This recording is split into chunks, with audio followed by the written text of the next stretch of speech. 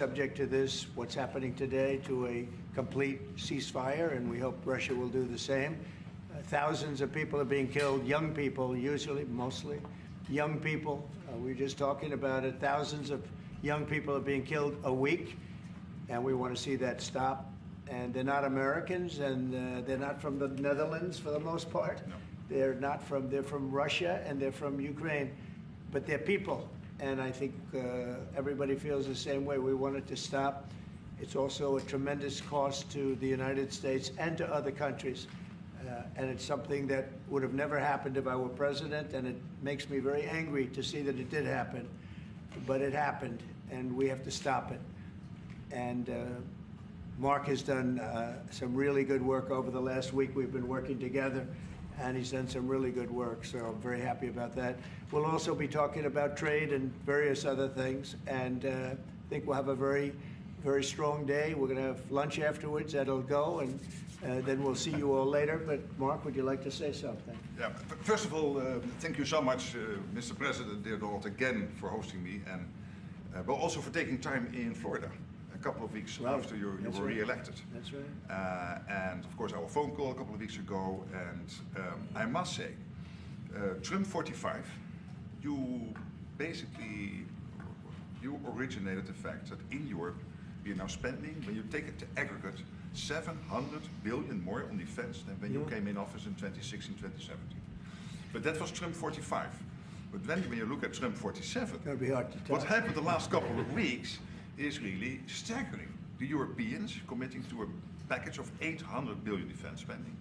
The Germans now, potentially up to $500 billion extra in defense spending. And then of course you had Keir Starmer here, the British Prime Minister, and others, all committing to much higher defense spending. We're not there, we need to do more, but I really want to work together with you in a run-up to the The Hague Summit to make sure that we will have a NATO which is really reinvigorated under your leadership, and we are getting there.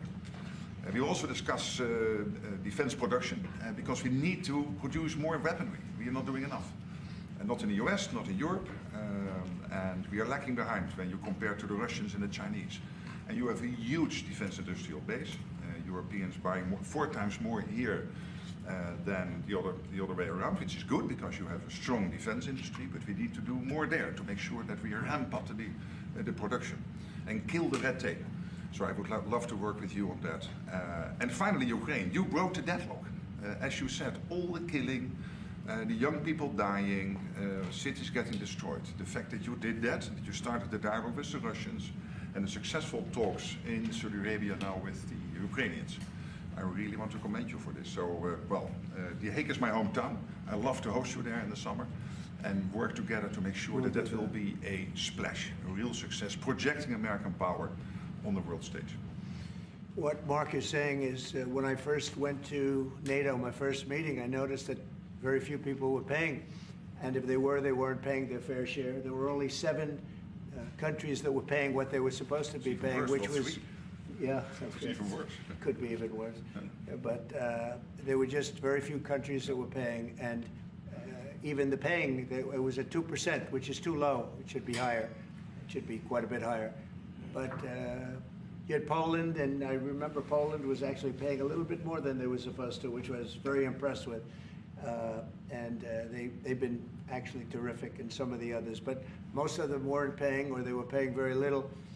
And I didn't think it was appropriate to bring it up there, but I said it's going to be brought up at my next meeting. And my next meeting, the first meeting, you want to give them a little break. The second meeting, it began, and I was able to raise hundreds of billions of dollars. I just said, we're not going to be involved with you if you're not going to pay. And the money started pouring in, and NATO became much stronger because of my actions and working along with a lot of people, including Mark. But they would not pay for other presidents, and I don't think other presidents even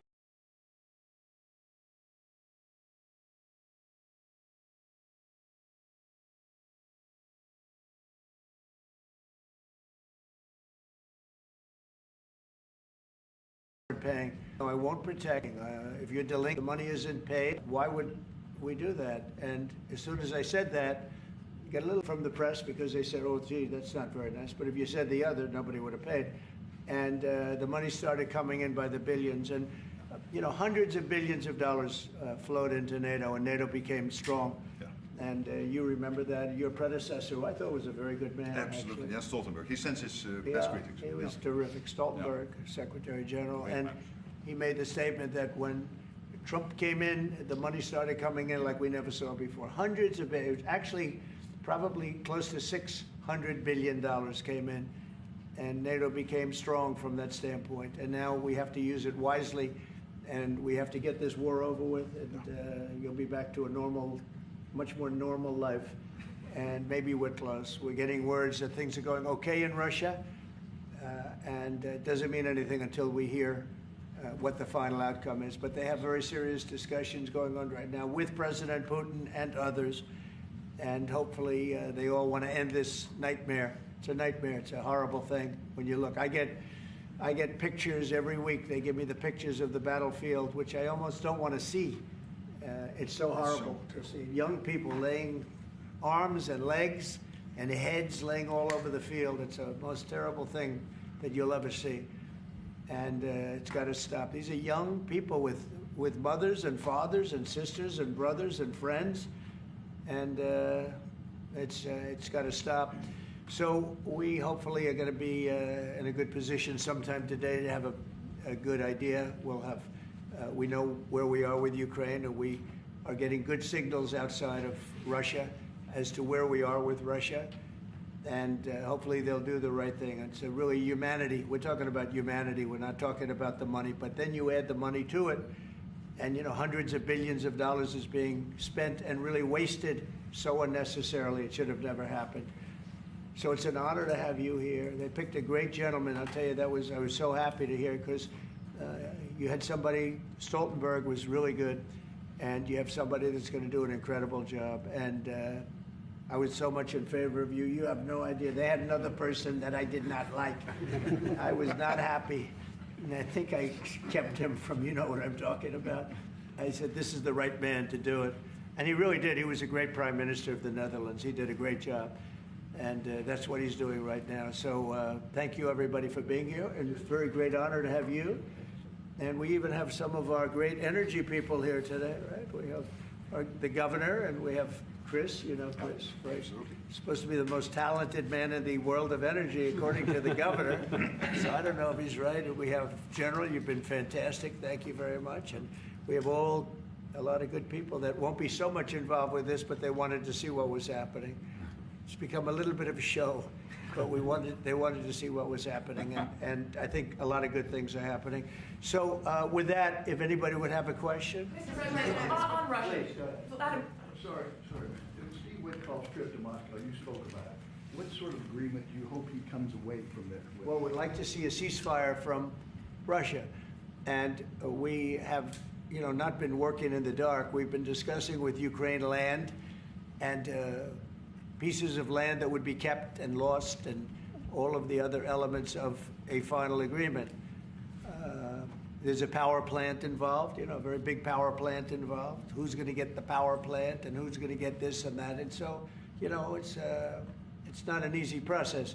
But phase one is the ceasefire. A lot of the individual subjects have been discussed, though. We've been discussing concepts of land, because you don't want to waste time with a ceasefire if it's not going to mean anything. So we're saying, look, this is what you can get, this is what you can't get. They discussed NATO and being in NATO, and everybody knows what the answer to that is. They've known that answer for 40 years, in all fairness. So a lot of the details of a final agreement have actually been discussed. Now we're going to see whether or not Russia's there, and if they're not, it'll be a very disappointing moment for the world. Yeah. Vladimir Putin just said he is open to a ceasefire, but he does still have some concerns. He suggested that you two should speak directly. Do you have plans to speak to him soon? If so, when are you confident you can get this across the table? Sure. He did say that today. It was a very promising statement, because other people are saying different things, and you don't know if they have anything to really, if they have any meaning, or I don't know. I think some of them were making statements. I don't think they have anything to do with it. No, he put out a very promising statement, but it wasn't complete. And yeah, I'd love to meet with him or talk to him. But we have to get it over with fast. Every day people are being killed. It's not like, as we sit here, 2 people will be killed. Think of it. 2 people are going to be killed during this little period of time. Thousands of people a week are dying. So we really don't have very much time. We have to make this fast. It shouldn't be very complicated. Thank you, Mr. President. A representative of Canada, the finance minister, are in town and will meet members of your administration during the day. Any chances that you will ban on the tariffs on aluminum and the ones that are planned for April 2nd? No. You are not going to change your No, mind? not. Look, we've been ripped off for years, and we're not going to be ripped off anymore. No, I'm not going to bend at all. Aluminum or steel or cars. We're not going to bend. We've been ripped off as a country for many, many years. We've been subjected to costs that we shouldn't be subjected to. In the case of Canada, we're spending $200 billion a year to subsidize Canada. I love Canada. I love the people of Canada.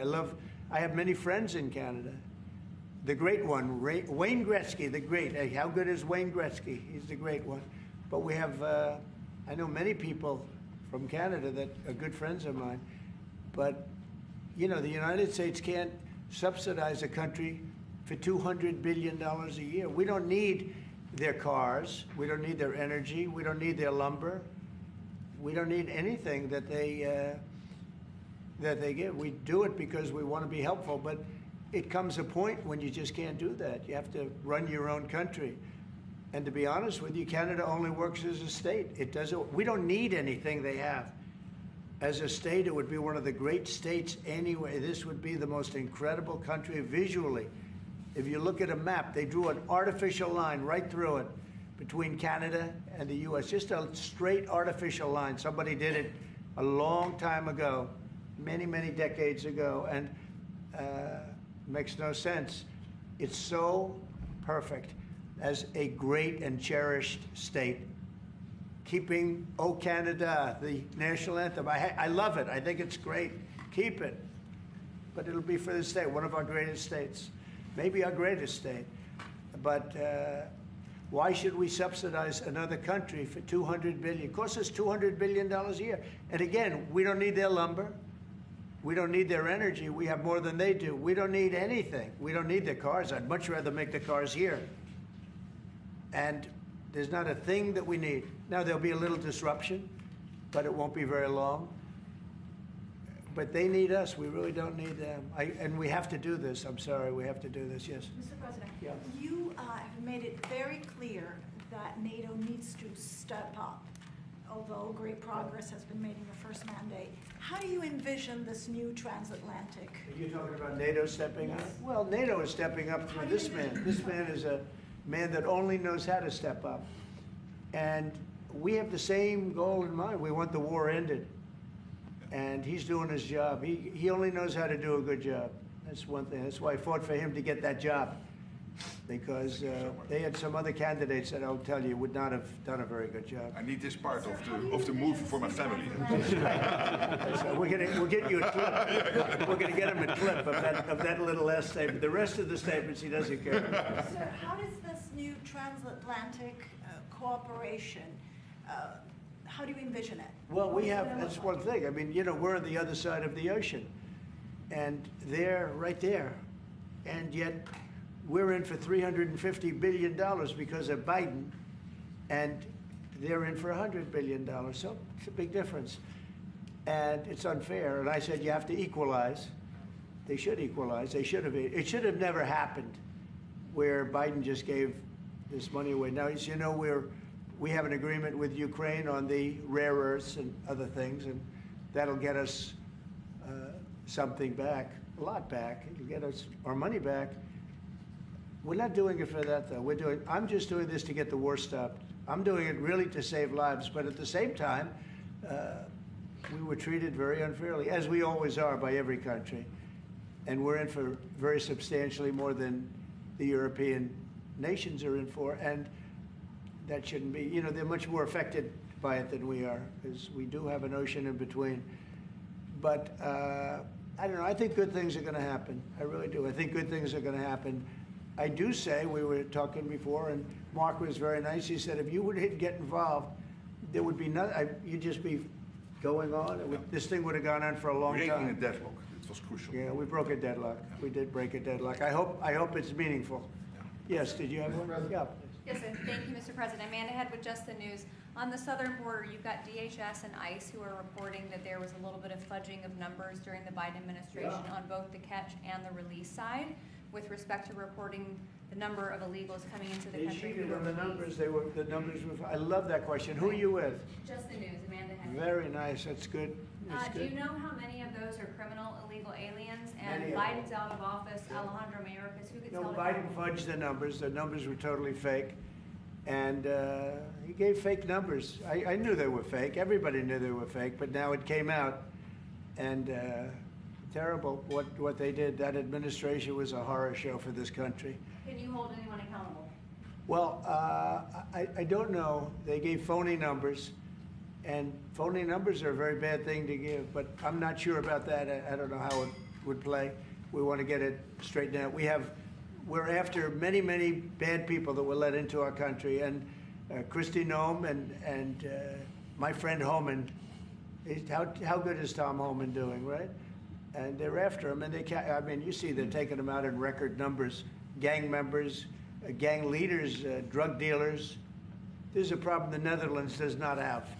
The Netherlands never had this problem. If you'd like to take it, Yeah, a few drug dealers. I could deliver some people. I could deliver some nice people to the Netherlands if you'd like. I'm not sure.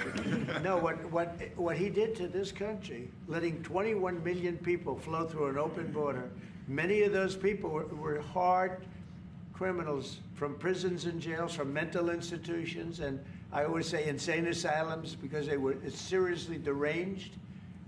And they're here from, not South America, from all over the world. From South America, but from all over the world. And it's so sad. You'd say, why would anybody do this? Why? Yeah, go ahead. And one more, there's some new internal Democrat polling that doesn't look great for Democrats, but it also has 54% unfavorability for Republicans in swing states and battlegrounds for the midterms. Do you consider those voters capturable for Republicans? Yeah, well, we did, I won every swing state, as you know, by a lot. And I won the popular vote by a lot. And we won the counties. If you look at the counties and district plan, we had 2,725, and they had 501. That's why the map is all red. So we had a great thing. Yeah, I think winning from the Democrats, if you look the other night, I made a speech, and I introduced two young ladies who were killed, viciously, violently killed. Young, unbelievable, both outstanding people. They were killed by illegal aliens. And the Democrats wouldn't get up and applaud. The mothers were, inconsolable. They were crying, and everybody was crying. The Democrats sat there with stone faces. They didn't clap. They didn't stand. They didn't do anything. We had a young man with very serious cancer. His dream is to be with the police department someday. And he was introduced. They didn't even clap. They were disgusting, frankly. They were disgusting. There's something wrong with them. They're deranged. They're deranged, like Jack Smith. They're deranged people. And I never saw anything like it. I'm standing up, and I introduced the mother and the parents of these two young girls that were just recently essentially killed, violently killed. And the Democrats are like this. It's so sad. And I saw this morning where one of them is pretty well known, one is fighting like crazy over men being able to play in women's sports. I said, I thought that was tried. I thought that was about I think it's a 95% issue. But in a way, I want them to keep doing it because I don't think they can win a race. I tell the Republicans, I said, don't bring that subject up because there's no election right now. But about a week before the election, bring it up because you can't lose. And everything's transgender this, transgender that. They have bad politics, but one thing, they stick together. I wish, and the Republicans stick together mostly, but we have a couple that are grandstanders. You always have grandstanders in life. But the Democrats, they have grandstanders, but when it comes to a vote, they do stick together, right? Sir. It seems like they'll stick together on the shutdown. Will that hurt Democrats going into midterms? Well, if they do a shutdown, and ultimately that might lead to very, very high taxes, because we're talking about a shutdown, we're talking about getting to work immediately on the greatest tax bill ever passed. That was the one we did. It was a renewal, and it's an addition to it. And we're going to cut people's taxes. And if we don't open, the Democrats are stopping all of these good things that we're providing. We're providing the greatest package of benefits that this country's ever provided. The biggest part of that's going to be tax cuts for the middle class and for businesses, small businesses, employers, people that hire people, jobs. And if it's shut down, it's only going to be, if there's a shutdown, it's only because of the Democrats. And they would really be taking away a lot from our country and from the people of our country. Mr. President, on tariffs, you made clear you're not backing down from this, but many American small business owners say they are concerned that these tariffs are going to hurt them. What's your message to them? They're going to be so much richer than they are right now. And we have many. Yesterday, General Motors was in. They want to invest $60 billion. The people from Facebook were in yesterday. They're going to invest $60 billion by the end of the year. Other people are talking about numbers. Apple, as you know, a few days ago announced $500 billion investment. They're going to build their plants in the United States, which, as you know, almost all of their plants are in China. Now they're building in the United States. Look, the reason is two things. Number one, the election, November 5th, and the other thing is tariffs. I think probably in that order. But Tim Cook came in and he announced 500, think of it, 500 billion, not million. 500 million's a lot when you think about it, right? But I would have been happy with 500 million, but it's $500 billion investment by Apple in the United States. And that's because of the election result, and it's because of the tariffs and the tax incentives too, tariffs and tax incentives. And I've never seen anything like it. We have plants going up now in Indiana. We have plants going up in Michigan. A lot of plants going to be planned from. I'm trying to steer them to Michigan because Michigan got so badly beaten by, what happened with Europe. If you look at Europe, take a look at the EU. We're not allowed to sell cars there. It's prohibitive because of their policies and also their non-monetary tariffs. They put obstacles in your way that you can do nothing about. But if you take a look at what happens, so we sell no cars to Europe. I mean, virtually no cars, and they sell millions of cars to us. They don't take our agriculture, we take their agriculture. It's like a one-way street with them. The European Union is very, very nasty. They sue our companies. Apple was forced to pay $16 billion on a case that, very much like my cases that I won. They shouldn't have been even cases, but we felt they had no case, and they ended up having an extremely favorable judge and decision. But they're suing Google, they're suing Facebook, they're suing all of these companies, and they're taking billions of dollars out of American companies, many more than the ones I just mentioned. And I guess they're using it to run Europe or something. I don't know what they're using it for, but they treat us very badly. China obviously treats us very badly. Almost everybody does, and I blame past presidents, to be honest, because when I was president, we received so far about $700 billion from China over the years on the tariffs that I put in. No other president got 10 cents from China. And that was only beginning, except for COVID, I would have been able to finish the process. But we had to fight the COVID thing, and we did really well with it, but we had to fight. And then we had actually, as you remember, Mark, we actually handed over the stock market. It was higher than just previous to COVID coming in, which was sort of a miracle, frankly. We did a good job. But the tariffs are very important. And I think the psychology, there's great spirit. When Mark came in, he said, congratulations, there's a whole new spirit, there's a whole new light over this country and really over the world. Because you have somebody that, a whole group of people really, because I talk about this whole group, that we know what we're doing and a lot of great things are happening. But I've never seen investment like this. Trillions of dollars is being invested in the United States now that would have never, our country could have failed. Another 4 years of this, what happened in the last 4 years, our country would have been a crime-ridden mess. And I don't know if you noticed, little thing they call it, but it's not a little thing if you like eggs and you don't have a lot of money. Eggs have gone down 25% in the last couple of weeks.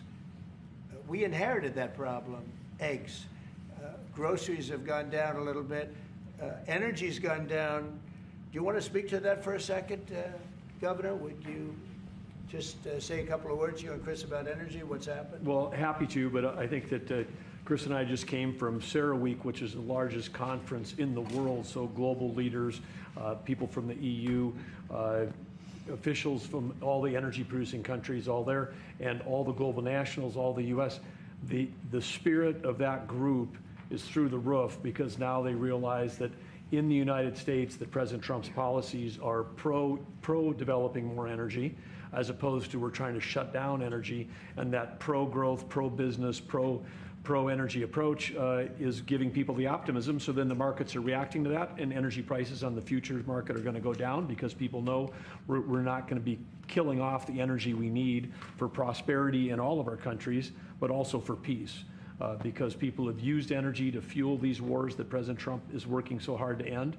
And we know that high energy prices were driving the inflation that he talked about.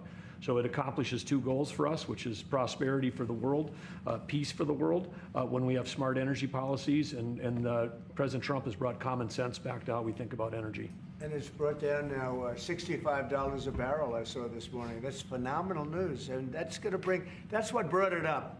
The energy they took our beautiful energy policies and they just messed them up. And then they went immediately back to them but by that time they lost it. They lost that bronco, as the expression goes. Chris, do you have something to say? Oh, I think Doug said it well, but you just can't overstate how important the return of common sense, the return of knowledge about energy and pro-American consumers, pro-investment in our country. I think globally that was welcomed. It means capital flows, it means more sobriety and lower energy prices, more economic opportunity for Americans. So yeah, it was elated atmosphere at a global energy conference. Well, we're working on one project. It should be very easy. It's a pipeline going through a small section of New York. New York's held it up for years, actually, for years. They've wanted to do it for years and years. And it will reduce the most expensive energy almost in the world is in New England, because they have no way of getting it there because it's been held up by New York. And the whole of New England and Connecticut and New York, the energy prices are through the roof. And this one pipeline will save per family $2,500 just on heating, and another $2,500 on everything else. So the energy, by just a simple pipeline going through an area that wants it, an area that's not a rich area, it's actually a very poor area, would create jobs and everything else. And it's going to be way underground. Nobody's going to see it. Once they fill it up, nobody's going to see it. Nobody's going to know it's there. And families in New York and Connecticut and New England are going to save $5,000 a family. Think of that. Because right now they have the highest energy prices maybe in the world, they say. New England is a disaster. So we're working on that. In fact, the governor's coming in, Governor of New York, Kathy Hochul, who's a very nice woman. She's coming in tomorrow morning at 9 o'clock to meet me on that and other things. Not only that, but other things. So I hope we don't have to use the extraordinary powers of the federal government to get it done. But if we have to, we will. But I don't think we'll have to. I can tell you Connecticut wants it, and all of New England wants it. And who wouldn't want it? And it's also jobs on top of everything else. So that's going to be very exciting. So we're meeting with the governor tomorrow morning. Mr. President, some people question. Thank you, Mr. President. Greenland. What is your vision for the potential annexation of Greenland and getting them potentially to Well, I think it'll happen. And I'm just thinking, I didn't give it much thought before, but I'm sitting with a man that could be very instrumental. You know, Mark, we need that for international security, not just security, international. We have a lot of our favorite players, cruising around the coast, and we have to be careful. And we'll be talking to you. It's a very appropriate, really a very appropriate question. It's an Thank issue you in the very high much. north, so the Arctic. So what you did. So when it comes to Greenland, yes or not joining the US, I would leave that outside for me, this discussion, because I don't want to drag NATO in that. But when it comes to the high north and the Arctic, you are totally right. The Chinese are now using these routes. We know that the Russians are rearming. We know we have a lack of icebreakers. So the fact that the outside Russia, there are 7 Arctic countries working together on this under US leadership is very important to make sure that that region, that part of the world stays safe. And And we know things are changing there, and we have to be there. Well, we just had an election there the other day. Do you see a referendum, a plebiscite, where the people of Greenland would be in a position to decide if they want to become part of the United States? Yeah, it was a good election for us, as you know. It was not a referendum. It wouldn't be called that. It was an individual election. But the person that did the best is a very good person, as far as we're concerned. And so we'll be talking about it, and it's very important. Mark mentioned the word icebreaker. So we've ordered, we're in the process of ordering 48 icebreakers. And Canada wants to know if they could use them. I said, well, you know, you got to pay for them. Think of it, Canada. We pay for their military. You know, Canada pays very little for their military because they think we're going to protect them. But even with the icebreakers, so we're going to order 48, and Canada wants to be part of the deal. I say, you got to get your own icebreakers. I mean, if you're a state, you can be part of the deal. But if you're a separate country, you've got to get your own icebreakers. Russia, as you know, has about 40 of them. And we have one big icebreaker. But that whole area is becoming very important. And for a lot of reasons, the routes are, you know, very direct to Asia, to Russia, and you have ships all over the place. And we have to have protection. So we're going to have to make a deal on that. And Denmark is not able to do that. You know, Denmark's very far away and really has nothing to do. What happens? A boat landed there 200 years ago or something, and they say they have rights to it. I don't know if that's true. I don't think it is, actually. But we've been dealing with Denmark. We've been dealing with Greenland, and we have to do it. We really need it for national security. I think that's why NATO might have to get involved in a way, because we really need Greenland for national security. It's very important. You know, we have a couple of bases on Greenland already, and we have quite a few soldiers, and maybe you'll see more and more soldiers go there. I don't know. What do you think about that, Pete? So, don't answer that, Pete. Don't answer that question. But we have bases, and we have quite a few soldiers on Greenland. Some people question your commitment to NATO. Will anything change? Your commitment to NATO. Will anything change? Same amount of money? Well, I think they made a great step by putting Mark in charge. I think, to me, that's a great step, because he and I have seen eye to eye on everything for a long time. We've been doing this a long time now. 9 years now. And so that's a great step. You have to keep NATO strong. You have to keep it relevant. But the biggest thing we have to worry about right now is what's going on right now. I think the rest is going to take care of itself. I don't see this happening. This was a fluke. This was something that, if we had a competent president, it would not have happened. The man was grossly incompetent. All you have to do is take a look at, he signs by AutoPen. Who was signing all this stuff by AutoPen? Who would think you signed important documents by AutoPen? You know, these are major documents you're signing. You're proud to sign them. You have your signature on something. In 300 years, they say, oh, look, can you imagine? Everything was signed by AutoPen, almost everything. Nobody's ever heard of such a thing. So, should have never happened. Tomorrow with the Justice Department about law and order. Could you tell us a little bit about that? Yeah, we're going to be with the Justice Department. We have a great Justice Department. Pam Bondi is so fantastic, and Todd Blanche, and Emil, you got to know him a little bit. He was acting for a little while. And some other people are incredible in the Justice Department, and I consider the FBI to be a part of it in a sense, and Cash is going to be fantastic, and all the people. Dan Bongino, I love that. I mean, I love that. I think Dan is great. I think we have unbelievable people, and all I'm going to do is set out my vision. It's going to be their vision, really, but it's my ideas, and basically we don't want to have crime in the streets. We don't want to have people pushed into subways and killed, and then the person that did the pushing ends up in a 15-year trial and gets off scot-free. We want to have justice, and we want to have safety in our cities as well as our communities. And we'll be talking about immigration. We'll be talking about a lot of things, the complete gamut. So I look forward to that. That'll be tomorrow at the Justice Department. Mr. President, you are a man of peace. You said it several times, and you made it very clear. A man of peace dealing with belligerent people, and I'm thinking, we saw how you handled Zelensky in this very own room. What is your leverage on Putin? Are you thinking sanctions? What if he refuses to? Well, I do have leverage, but I don't want to talk about leverage now, because right now we're talking to him, and based on the statements he made today, they were pretty positive, I think. So I don't want to talk about that. I hope Russia's going to make the deal too. And I think once that deal happens, you're never going to be in a process. I don't think they're going back to shooting again. I really believe if we had if we get a peace treaty, a ceasefire treaty, I think that leads to peace. That's going to really lead to peace.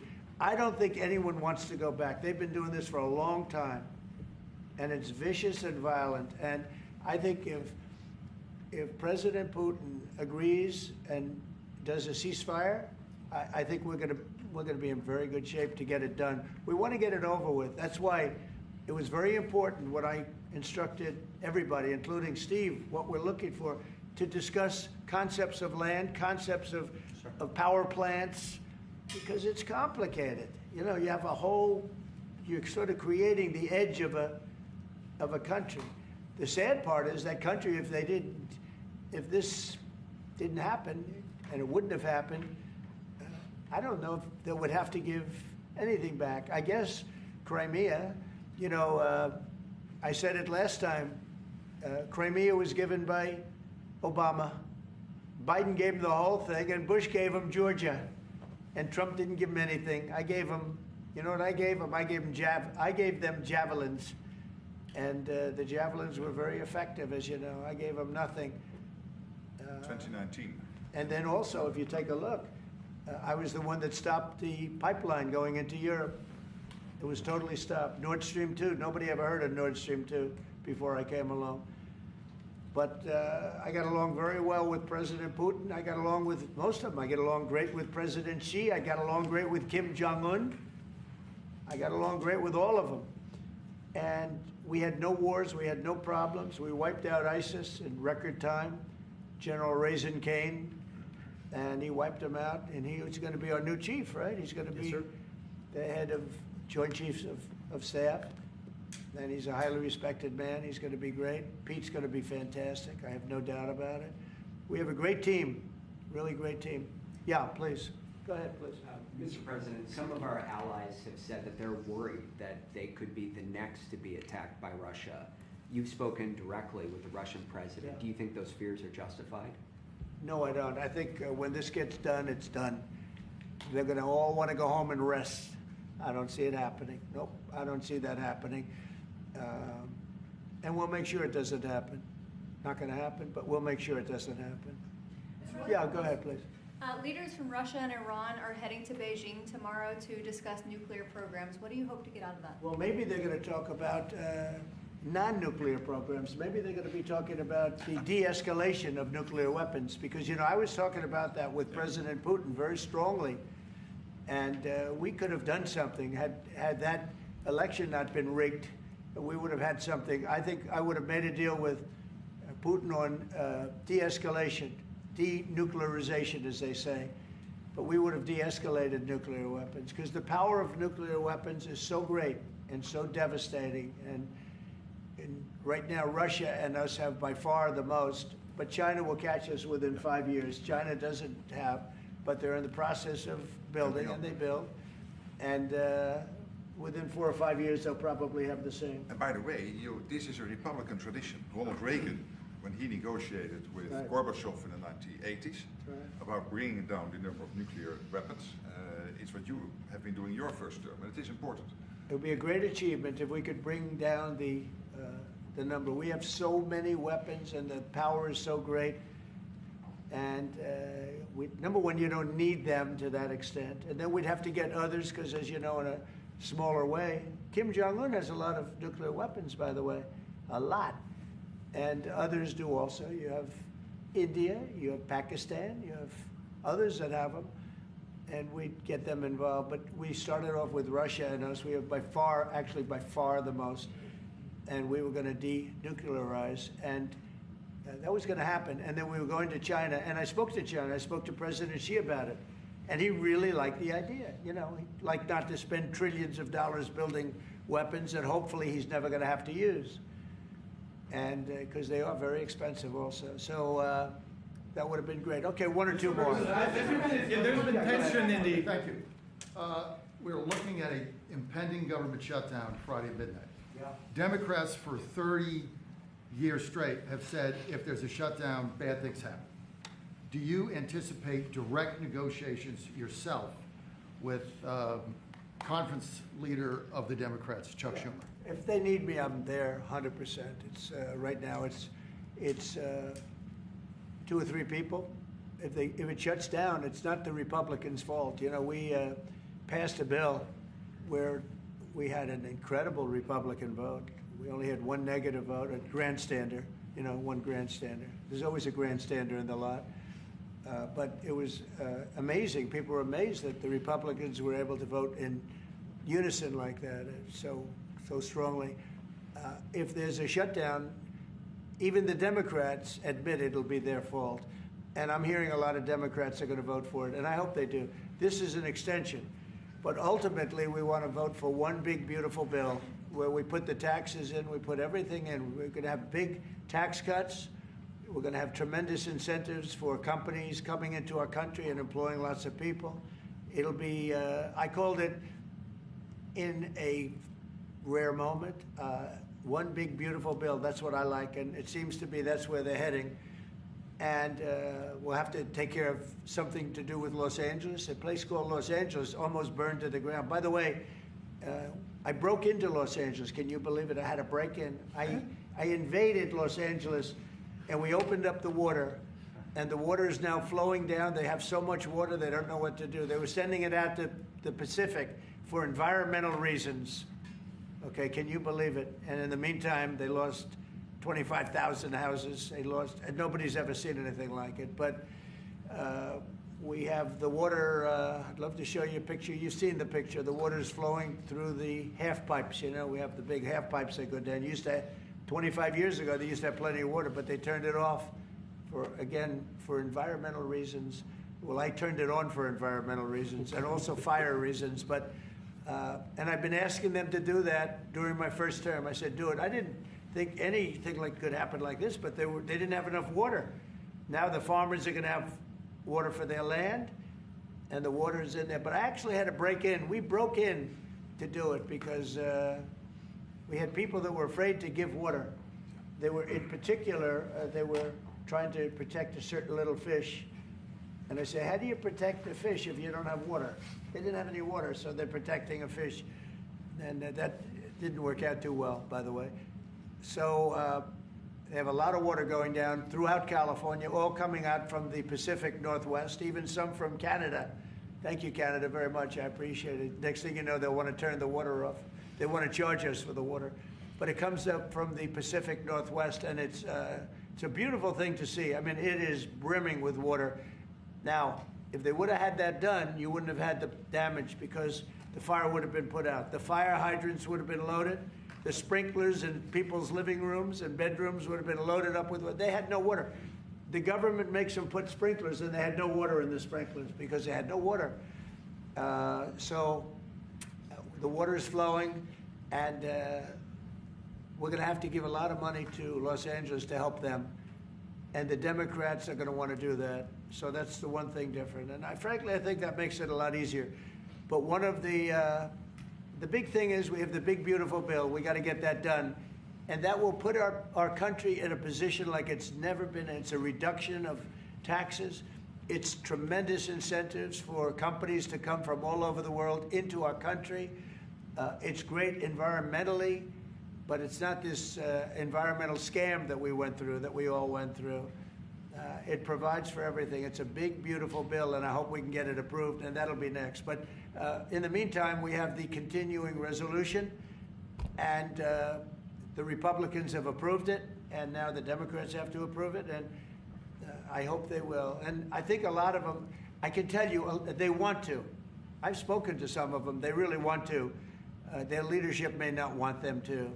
And if it closes, it's purely on the Democrats. One more? On Korea, sir, we've seen tension increasing in the peninsula. You've talked about Kim Jong-un. Do you have any plans of re-establishing the relationship you had during the first mandate? Well, I would. I had a great relationship with Kim Jong-un, North Korea. If I wasn't elected, if Hillary got in, you would have had a nuclear war with North Korea. He expected it. He expected it. And they said, oh, thousands of people. No, millions of people would have been killed. But I got in. We went to Singapore, we met. We went to Vietnam, we met. We got along really good. We had a very good relationship, and we still do. We still do. You don't have that threat that you had. I mean, look, when I was running the first time, it looked like there was going to be a war with North Korea. You know that better than anyone. Tensions were high. Yeah, and everybody it started was startled that you invited him for talks. Right. But you did. It started off very rough, and he wouldn't meet with Obama, wouldn't take his calls. I said, how many times did you call? They called a lot. He wouldn't take their call. He told me I wouldn't take his call. But with me, it did start off rough, if you remember. Very rough, actually, very nasty. There was a Singapore. And yeah, but then, no, before that, then it stopped. The rhetoric was extremely tough. It was. You had it was a little speech bit in the UN, I remember. Yeah, that's right. It was a little bit dangerous. And then we met. They asked for a meeting, and then we met. And the meeting caused the Olympics, which was in South Korea, to become a tremendous success. Nobody was buying tickets for the Olympics because they didn't want to be nuked. And I met, and not only did the Olympics become successful, but North Korea participated in the Olympics. His sister visited. It was an amazing thing. And that was something that was an achievement of the Trump administration, great achievement. And so I have a great relationship with Kim Jong-un. And we'll see what happens, but certainly he's a nuclear power. Okay? Thank you very much, everybody. Thank you. Thank you very much. Thank you very much. It is clearly official that you spent more time as the minister your predecessor. It's really no. Well, you passed the threshold. I think just now. Just now, I think. Just now I spent more time than the last 4 years.